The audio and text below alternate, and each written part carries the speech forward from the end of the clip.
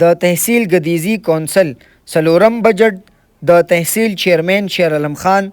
د ټي ایم او انور شمیم، کنوینر سلمان خان په مشرۍ کې د کونسل غړو ته پیش کو، کوم چې په اتفاق رای سره منظور کړی شو. دغه څلورم بجټ په 28 کروڑه 1,48,000 روپۍ باندې مشتمل دی. په بجټ د بحث کولو په وخت چیرمینانو په صوبایي حکومت سختې نیوکې کړي او ویلي دي چې هغه د 47 نواله د وسه د دې وخت پورې چې کوم لوکل ګورنمنت بدیاتي نظام دی نو د هغې تر وسه داسې بدترین بدیاتي نظام ما په هسټرۍ کې نه دی لیدلی او د خپل ژوند کې خپلو سترګو نه دی لیدلی.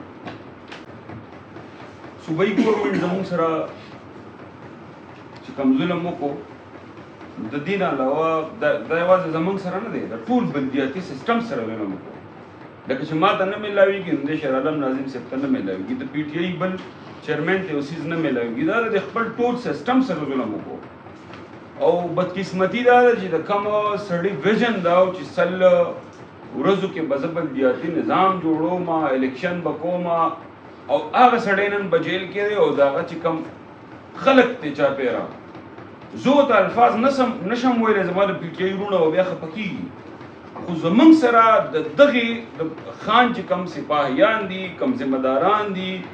کم مشران دي د وزیر الله په شکل کې، د چیرمین په شکل کې، د وزیرانو په شکل کې، هغوی د دې قوم سره ډېر لوی ظلم وکړو، د دې صوبې سره ډېر لوی ظلم وکړو. کم ظلم او زیاتی چې زموږ سره د دې بلدیاتي نمایندګانو سره په دې صوبایي حکومت کې وشو، یوازې د اپوزیشن والو سره نه،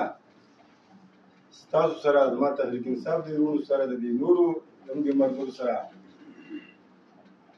ځکه چې هېڅ شی په زما په خیال زموږ 8 میاشتې پاتې دي د اوسه پورې روپۍ د حرام دي که چاته میلاو شوي په ترقیاتي مد کې. تحریک انصاف یو عقدهدار راته وایي دا وایي ساده خلک دی، وایي زموږ په پوسټر باندې بیا هم د عمران خان تصویر دي، موږ له خلک ووټ راکوي، خو وایي ستاسو به حال بدي که نه، نو ستاسو خو کار ښه دی. یو خبره ورته کومه چې دا ګوره اوس هم هغه ساده عوام نه دی، دا ګوره اوس پوه شوی دی.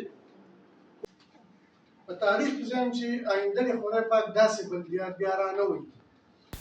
په اجلاس کې ټولو غړو په پیر بابا بازار کې د باران په وجه د دکاندارانو په نقصان د افسوس اظهار کړی دی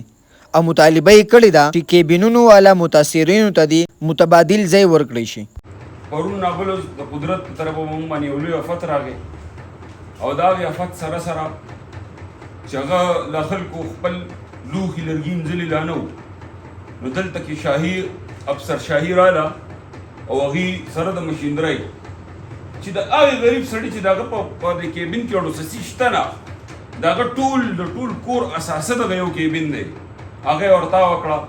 او بیا چې زه بېګا پرون راووتم د کور نه نو په هغې سایډ باندې سړي د خپل کیبن سره یو ګاډۍ ریړه لګولې ده. ستا په دې زړه کې په دې سینه کې څه زړه نشته، ته څه احساس نه لري. زه د ټولو افسرانو ته یم، د ټي ایم او صاحب ته یم، اے سی صاحب ته یم، ایس او صاحب ته یم، چې ستا د عملاً ستا د رزق ذریعه بنده شوه. یو ورځ دې وله کور وران کو، سیس دې وله وران کو، په سبا له پرون پسې بیا بل یو صاحب تللی دی چې رړه دې لرې کوه. دا ظلم نه دی؟ دا به تاسو په دې سینه کې زړه نه لرئ، احساس نه لرئ؟ بلکل زه د پیر بابا د پاچاوند د ویلیج کونسل په حیثیت دا خبره کوم چې د دغې ځای نه به یو ریړه نه لرې کېږي، که لرې کېږي نو بیا به یا دې دفتر ته راولم یا به ډي سي دفتر ته ټولې ریړې درولم. بلکل به دې کې یو شیز کمپرومایز نه کوو. او بل ناظم صاحب تاسو ته مې درخواست دی، ستاسو صوبایي ګورنمنټ دی چې څومره تاوانونه شوي دي، نومونه زه د یو نشم اخیستی، تاسو را سره ګرځېدلي یې، ډي سي صاحب را سره ګرځېدلی دی، ټي ایم او صاحب را سره ګرځېدلی دی. خاص تاوانونه چې ډېر د چا شوي دي خصوصي توجه پای باندې ورکړئ، عمومي توجه بیا چې کوم عام لږ تاوانونه شوي لکه یو دکاندار دی، د 2 دکانداران به درته زه یاد کړم، دا نور ځکه نشم یادولی بیا به رانه ټول خفه کېږي. یو عباس تکریاني د دې دیا خان د پای مارکیټ په انډرګراونډ کې و، په خدای یقین وکړئ چې د هغه په لکاو روپو تاوان شوی دی.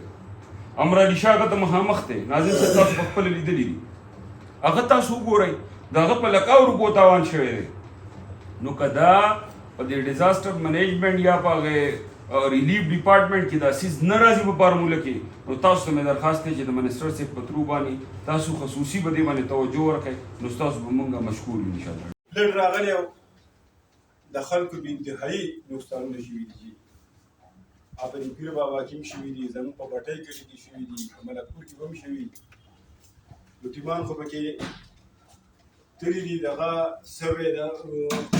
پټواریان صاحبانو هم کړې ده او زه پکې د خپل طرفه د خپل ګدیزو صنعتي کمیټې دې ته خراج تحسین پیش کوم